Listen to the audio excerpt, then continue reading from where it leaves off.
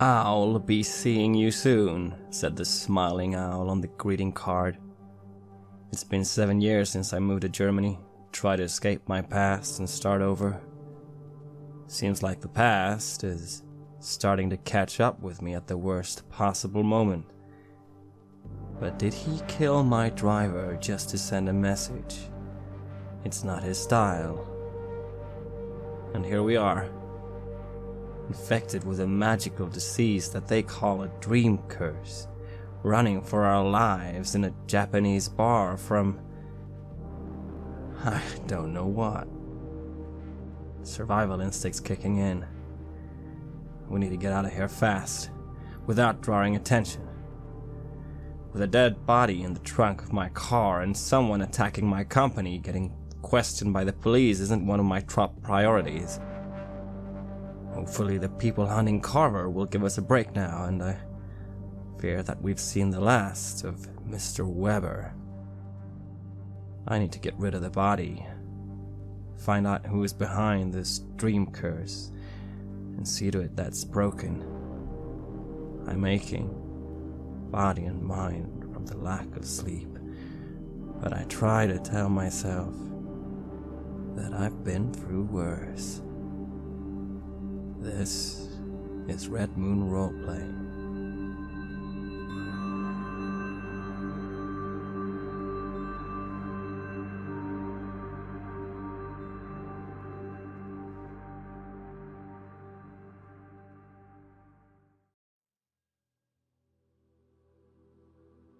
You fall down the stairs, exiting from Kuniyoshi, the Japanese pub. The door slams shut behind you. A large crash bounces into the wall, and then there's silence. And that's when the fire alarm goes off. You're standing in the middle of Reeperbahn. There's a lot of activity around here, actually, and when the fire alarm goes off, naturally, people start to move towards this location to see what's going on. What do you do? I take Carver by the arm and say, "Let's go. We gotta get to the car." I'm spinning a little. Everything happened so fast, so quickly. I kind of feel a bit sick, and I just nod at Bjorn. Go to the car. Let's get to the car.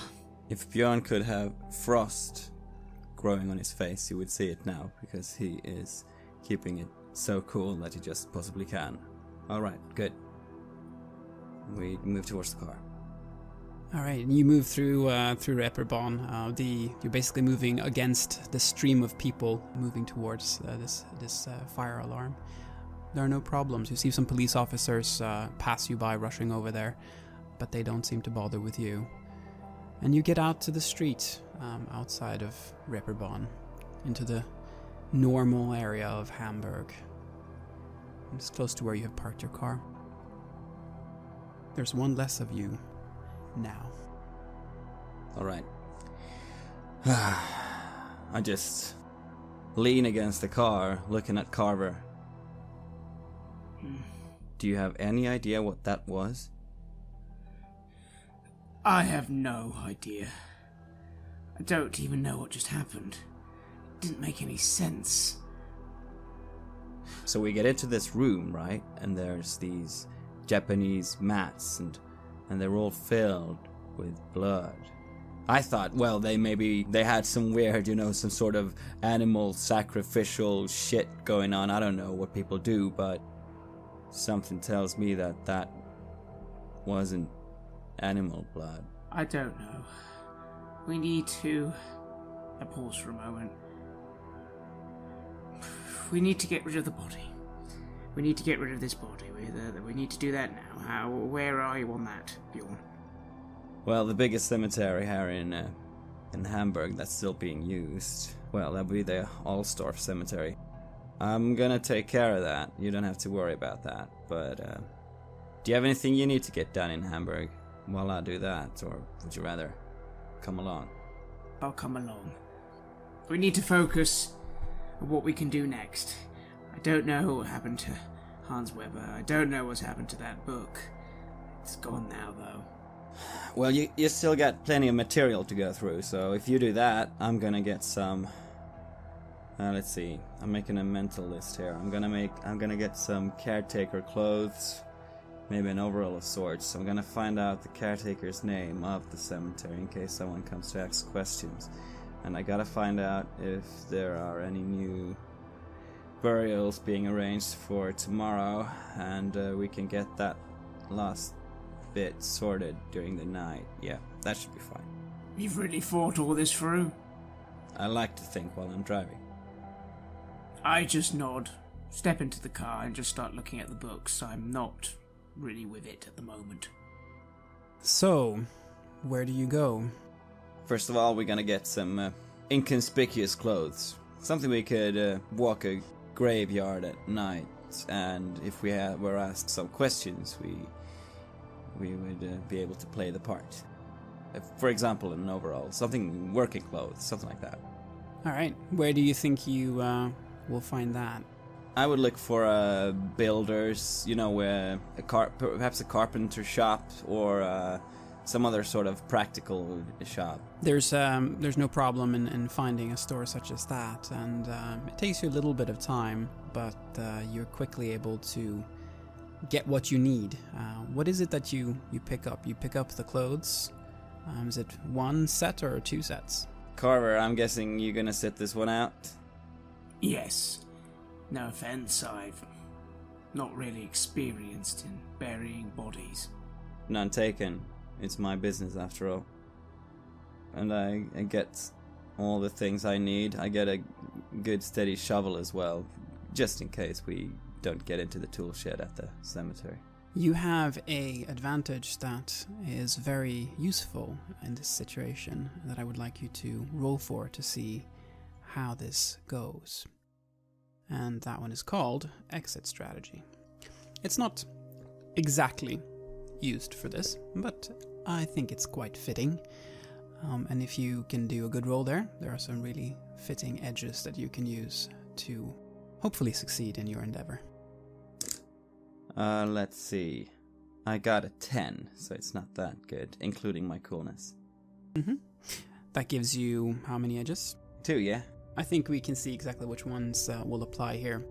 So, describe what you're doing. The cemetery at this point is still open. How does it look like, the cemetery? The cemetery of Allstorf is a really old cemetery established in... Alright, it's not the oldest one perhaps, but it's 1877. It's got plenty of mausoleums, it's got some higher buildings, it's got a quite pretty water tower actually. It's a bit of a random place for a water tower, but it's an old and very nice one. It's got plenty of memorials for victims of Nazism. It's got some statues with more or less old significance. And it's quite pretty, quite a mix really of graves. I mean, it's got everything from really old ones to modern ones, more or less known people like directors, actresses, writers, and scientists. There is not so many people here today. It is in the middle of the week still. But you do see a few, especially older gentlemen and ladies who are walking there in the cemetery visiting old friends long gone. You are there wearing your overalls. What are you trying to do first here? First thing I want to find out is the name of the manager of the place and also the name of the caretaker, so that if the caretaker shows up, I can make a reference to the manager, and if someone else shows up, I'll make a reference to the caretaker. This is information that is available on a board close to the entrance, complete with a contact number that people can call should they have any issues arise or need any service for the graves. So you're able to find that out very, very easily. What's next? What time is it now during the day? At this point, it is around 4 o'clock in the afternoon. All right. Well, we also gotta have a look around to see if there are any open graves, anything getting ready to be dug for tomorrow's ceremonies. There is. Is there any particular kind of location that you try to find? Something that would preferably not be easily seen from any kind of supervisor streets, or something that's just a bit secluded. You find a place that is more secluded than most of the other graves. It seems to have been a grave that has recently been cleared, probably a very, very old one, likely one from when the cemetery was first opened, where there's no one around anymore. No one's coming to take care of it, and no one's paying the bills anymore. So it has been cleared away, and space has been made for a new grave. There's a small plaque just written with paper indicating who's supposed to be buried here. Who is it? Willy Erhardt. Was he an old man or a young one? Willy Erhardt was actually, he just lived for about 40 years. It was a very unfortunate case of cancer.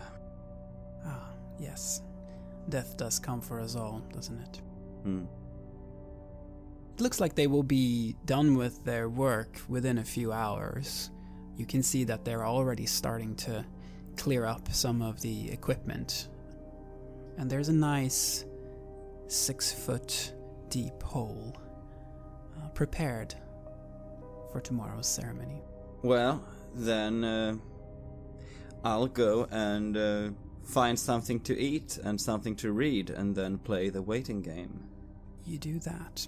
You leave the cemetery. Do you catch up with Carver? I'm going over to the car and knocking on the window. Carver, you see Bjorn knocking on the window as you're sitting there. I suppose you're studying the books, or are you simply trying to get over what just happened? I'm studying the books. It's helping distract me from thinking about what just happened. Could I perhaps roll a Kult library? As I've been probably reading for a few hours now. You can do a roll for that, yes. I just got 10. What must I do to protect myself from this? So in this case, I'll say, what have I learnt about possible protections for our current predicament?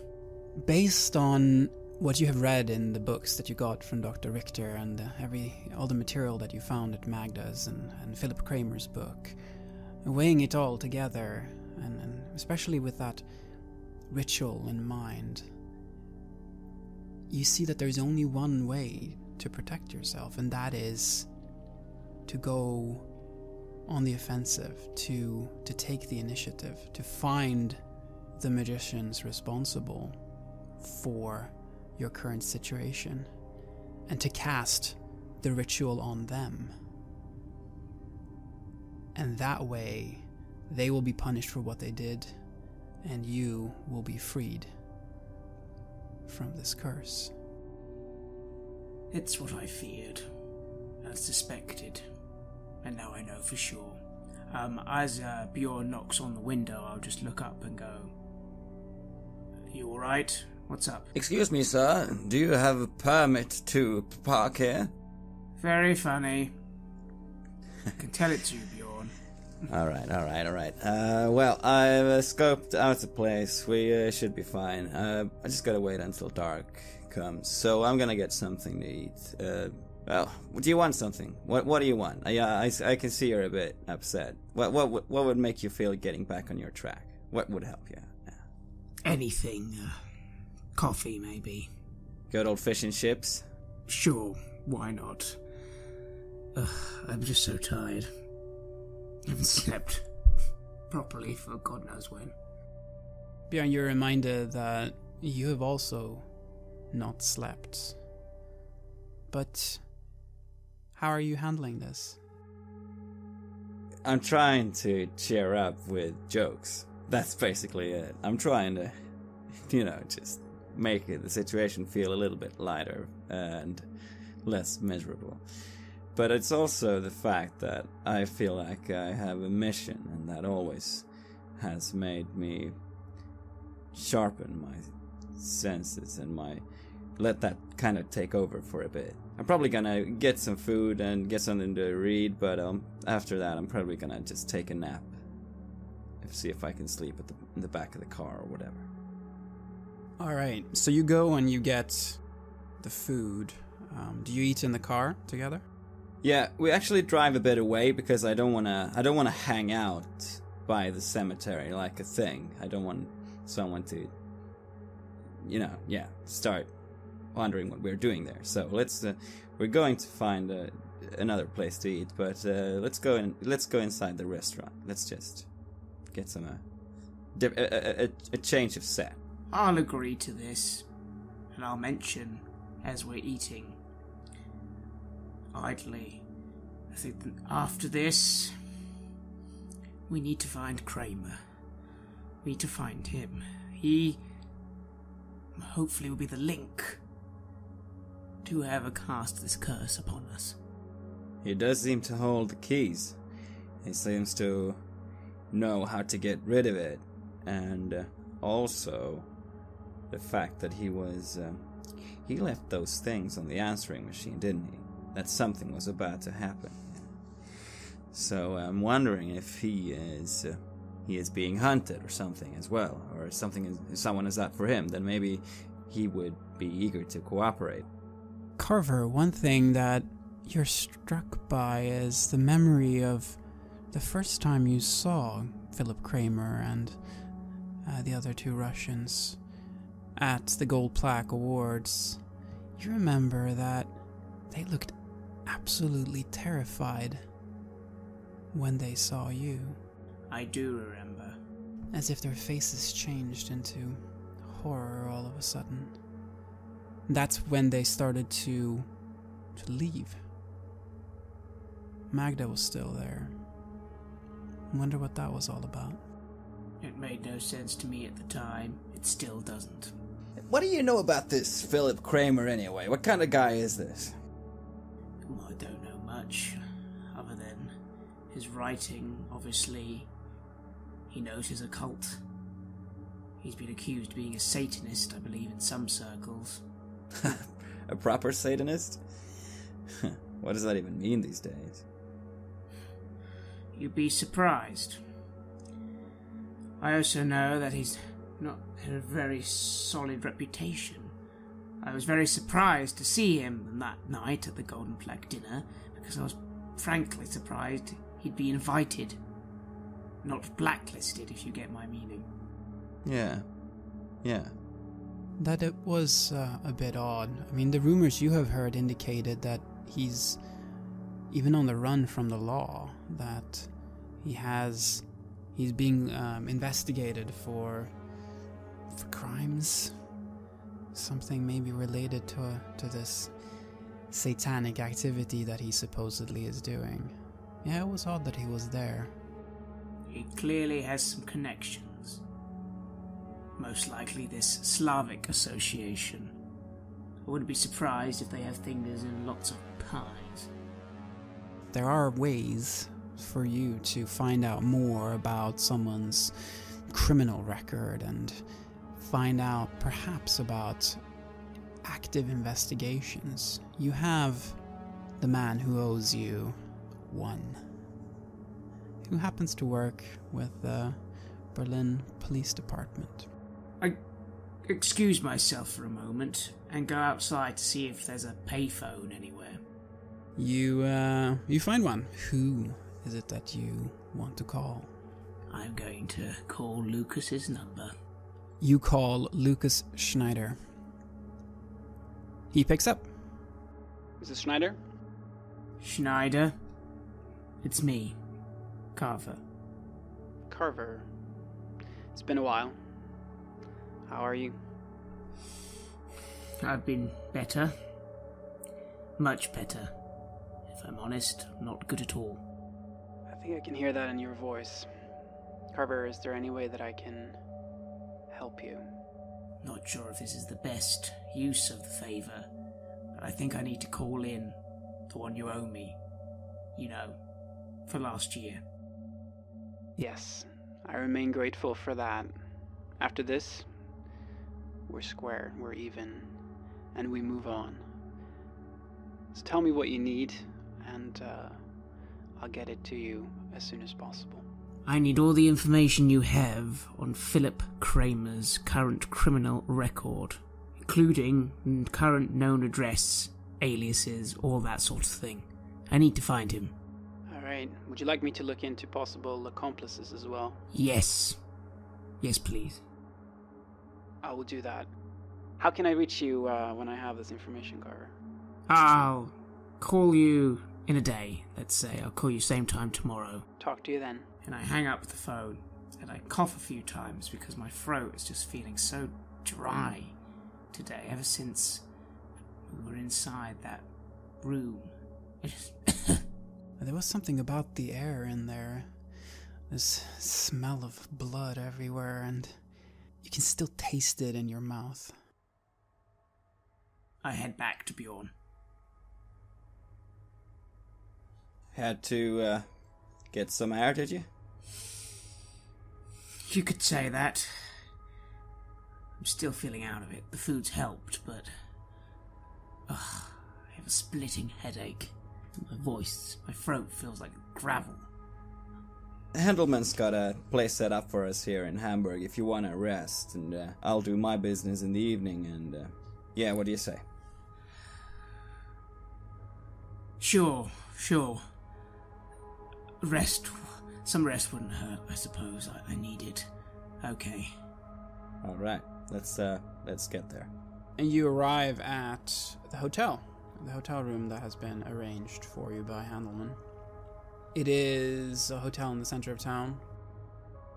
One of the nicer ones. Not quite the Fairmont Hotel, but close. And it's a nice, carpeted room. Everything is as it should be. This is a suite with 2 rooms, so you have each your own room here. Do you both rest, or do you try to do something? A bit of vodka would be nice, actually. So my grey hair stop being so grey. Yes, and you get the liquid courage, or the medication, however you wish to look at it, and you both fall asleep, but it doesn't last. It doesn't last long at all. The dreams, the nightmares, they come back. The searing pain, the high-pitched drilling noise. You wake up and you look down on your bodies. Obviously this happens at different times, but you each see that the same thing has happened. The rashes, the purple marks that were on your bodies, they have grown into centimeter-sized boils that you have on the loins, under the arms and armpits, and in the hollows of the knees. The boils are bluish red, and they're covered with a thin, yellowish membrane that smells acrid. And the rashes are slowly spreading across your bodies. It's getting worse, a lot worse, and it's happening fast. I just look in horror for a moment, and then I quickly cover myself, deciding that I'm not going to get any sleep, it seems. I just start reading the books that I have, starting properly from the very beginnings, reading every chapter as I can in the time I'll be staying in the hotel room. I imagine that's going to be my evening, while Bjorn goes off to do his activities. Bjorn, what do you do?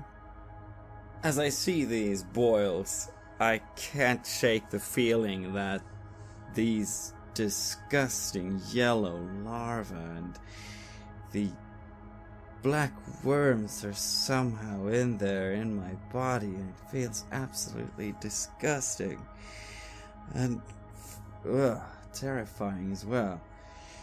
I try to push that thought aside, and I go to the bathroom to wash up. You get a feeling. It's like one of those timer clocks that you have seen. so many times before. You know, the ones that tick down and then something explodes. It feels like you have one of those in you, and it's ticking down 1 second at a time. Ugh. Fuck. This is going way too fast. Shit, how are we gonna get out of this? One thing. Focus, Bjorn. One thing at a time. One thing at a time. Whew, okay. Let's get to work. What time is it? You took some time to get your drink, and it is now evening. It is now dark. You can wait a little bit more if you would like until it becomes midnight, or you can head out already now. What would you like to do? Actually, I'm gonna head out and be in the car and drive around for a bit, rather than just stay in the apartment. And then when it gets closer to late, I'm gonna get to work. And that's what you do. You drive around on the streets of Hamburg. You see the big church, the spire in the center of town, looking down at you.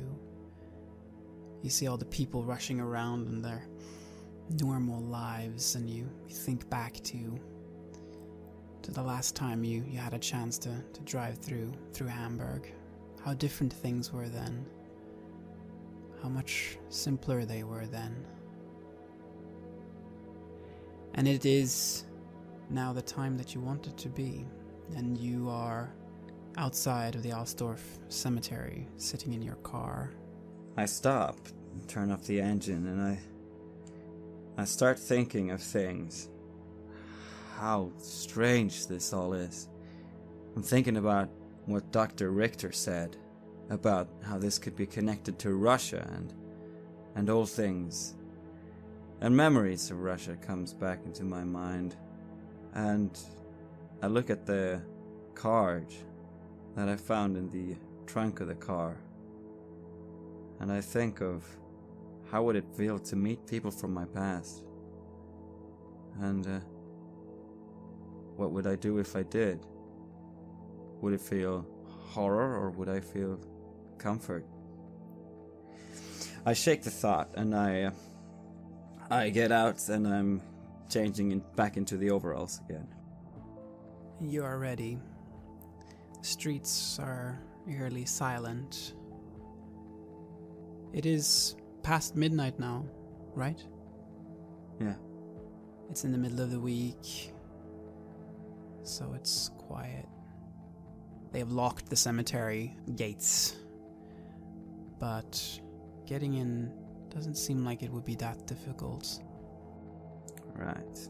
I pop open the trunk and I take out some of the big black bags that I bought at the store, and I dress the dead body in it and put some tape around it. You're standing there at the side of the road. You're doing this there. Once every while there's a car that passes by and you feel a bit of tension, hoping that they won't see what is happening, and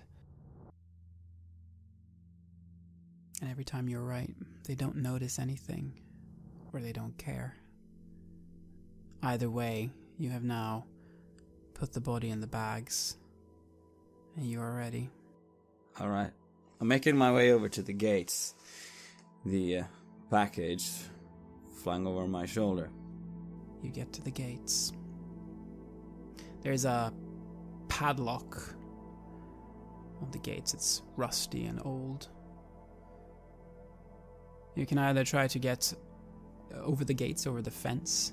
It's this kind of metallic fence, with sort of sharp edges, like almost spear-like, probably mostly for decoration. Or you could just give this padlock a nice kick and get it open. I'm gonna try and force open the padlock. That is no problem. The padlock is open. It falls to the ground with a clanking noise, but there is no one here to hear it. And everything is quiet. I move up along the paths. It's completely dark in the graveyard. There are no lights anywhere. It's a really eerie feeling. Have you ever been in a graveyard at night? I have been in a lot of weird places at night. Not often graveyards. There's been 1 or 2 times when I was working in the States. But, yeah. It's always a strange feeling. I'm not sure I really like the quiet. There's just the thousands of dead souls far below in the ground. You wonder if you will find yourself in one of these graves one day, but you hope that it is not going to be anytime soon. You make it to the grave that you had scoped out earlier, the one that has been prepared for tomorrow's ceremony, and it is as you left it there. All the machinery and tools are gone, and the only thing there is this 6-foot deep hole in the ground, perfectly dug in the size of a casket. I know I'm gonna have to spend an hour here at least to try and deepen the hole a bit and then put in the body and cover it with the layer of dirt. So that's what I'm getting to work to do. I put the body on the side behind the gravestone, more towards the little set of trees that outline this area. How do you get down into the hole? I heave myself down. And you start digging. It is completely quiet. Completely quiet until it's not. There are noises coming from above. You're now down in the hole. It's completely black, essentially. You have brought with you a light of some sort, I hope? Mm-hmm. I have a lantern that would be easy to place on the side if I needed to. Yeah. You have a lantern with you that lights up the hole. There's sounds coming from above, like many legs running, like a pack of animals. They're moving up there. I stop and listen, and I put down the shovel and try to be as quiet as I can. They seem to be moving back and forth as if they are searching for something.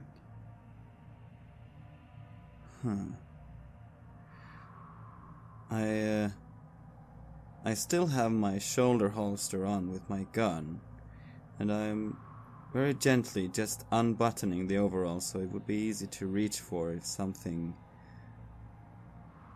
if it should be needed, but I really, really hope that I don't have to. Yes.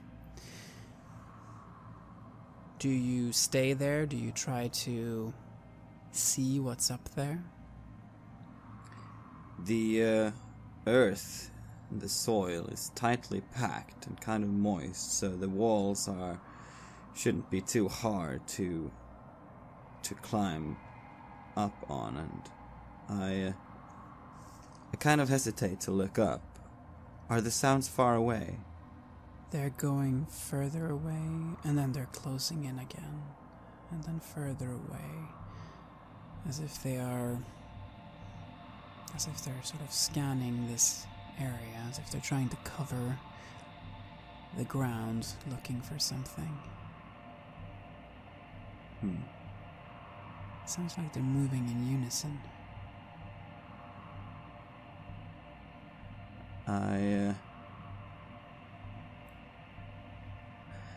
I think what would be smart would be try and wait them out for a bit. The last thing I want to do is draw attention in any way. So, I'm gonna try and sit tight and listen for at least a couple of more minutes. You sit down there, and you hear them coming closer and closer. Something jumps over the hole in the ground above you. It's just a flash, like some kind of animal. It looked almost like a giant insect, like a cockroach, but like half a meter big at least, just jumping over the hole, disappearing in the direction where you left the body. You can hear them stopping, and then you start to hear munching sounds, as if animals are feasting on a carcass. There's many of them, at least 10. You can hear insect-like chirping noises. This is bad.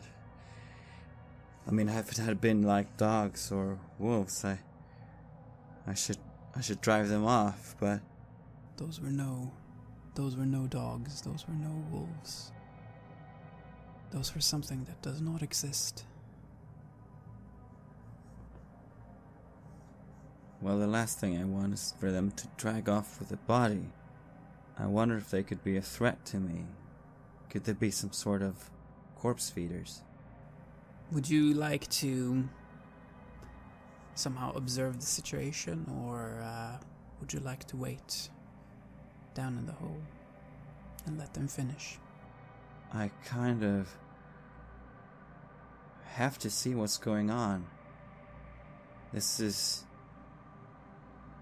There's like all these strange things happening, just like in the Japanese bar, but we never really see it, what's happening, and when we do, it's so horrible, but still so alluring.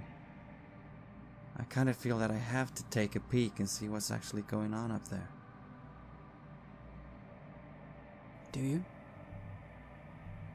I'm worried I'm gonna make a noise that soil falling on the ground will alert them somehow. But if they're insects, could they be that dangerous? If they're corpse feeders, maybe I could fight them off. But 10 of them? Could there really be that many? That's what it sounds like. Okay. I'm gonna pull out my gun, and I'm gonna very carefully try to put my feet against the wall so that I can just have a look up over the edge. You look up over the edge, and you can see where you placed the body. Right now, there's a pack. That's the best way to describe it. A pack of 10 massive, disfigured insects, like cockroaches, but half a meter long, and you can barely make it out. But they seem to be covered in these red and bluish boils. They've left behind a sticky yellow substance as they've moved through the cemetery. You see their antennae swirling around in the air. They're feeding on the body of your driver. There's not much left. They seem to be very, very, very hungry. Are they actually eating everything? It's difficult to make it out, but it does seem as if they are not particularly picky about what they eat.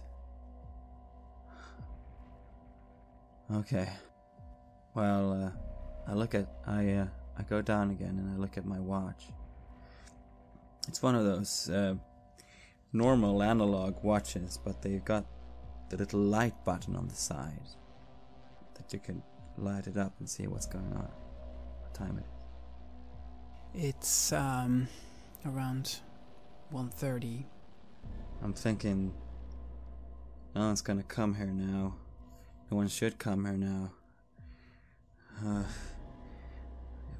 They seem to be pretty quick at what they're doing, so maybe if I let them eat for an hour, they'll disperse. You wait, and you hear the sickly sounds of the munching, of the crushing of bone, and of this pack of massive cockroach-like insects. Their carapaces sort of rubbing against each other. And then you hear the sound of this pack, all these legs, disappearing as quickly as they came. And this time they do not come back. It is quiet. You look down at your watch again. 3 o'clock. Alright. I need to get out of here as quick as I can. Let's peek up first before I heave myself up. Peek up. There is nothing. The body's gone. Some shredded plastic lying where the body was. Some blood. I get up out of the grave and I shine my lantern at where I put the body, and I'm starting to collect any piece of or any leftovers that I can. I open up another bag that I had in my pocket and I start collecting whatever evidence I could find. Are you wearing gloves? Yes. Working Yes. gloves. The working gloves, yes. There is this stinking, like acrid yellow substance everywhere. It's covering the ground, covering the pieces of plastic. It gets on your glove. And you can see how it starts to slowly dissolve the leather. It seems to be corrosive.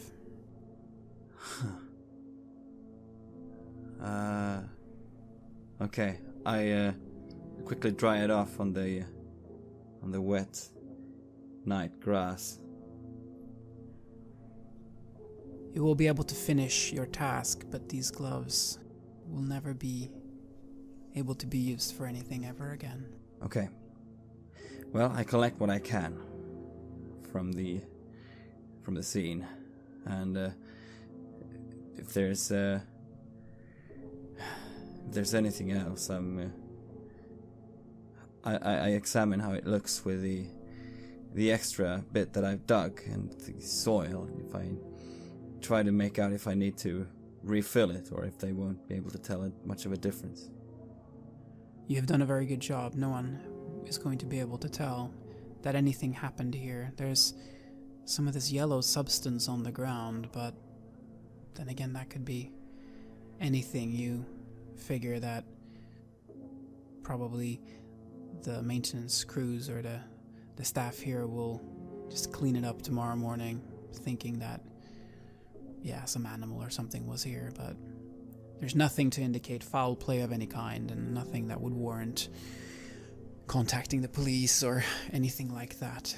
You can leave this area knowing safely that you have left no trace. I'm making my way through the graveyard and through the paths, and I'm a bit of a hurry, but I'm still very wary that something or someone might still show up. I go back to the car. I want to get to the hotel. I'm not sure about sleep, but I'm gonna try. You make it back to the hotel. Carver, what does Bjorn find you doing? It must be about 4 o'clock at night now.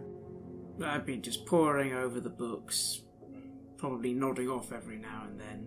Maybe that gives me some relief, but probably not a lot. You have done one thing that you feel is very important, and that is that you have memorized the ritual. The ritual to hopefully get rid of this curse. The ritual in which you make these circles around the people responsible. I certainly have. I'm going to need to perform it after all. That is something that you are completely sure about.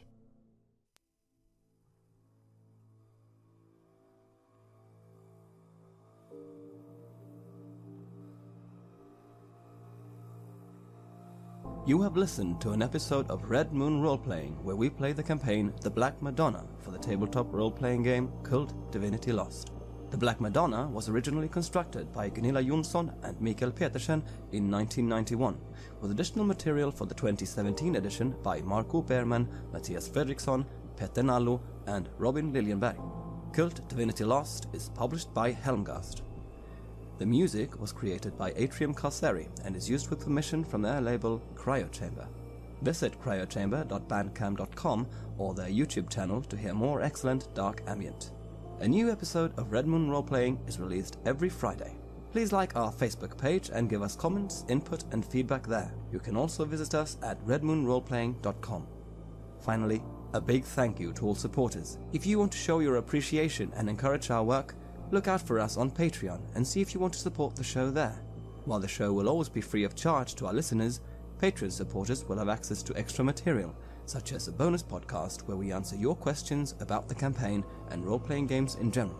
If you just can't wait, you can even get access to the full-length, raw and unedited versions of our gaming sessions way before they are released as finished episodes. Thanks for listening. Looking forward to meeting again next week.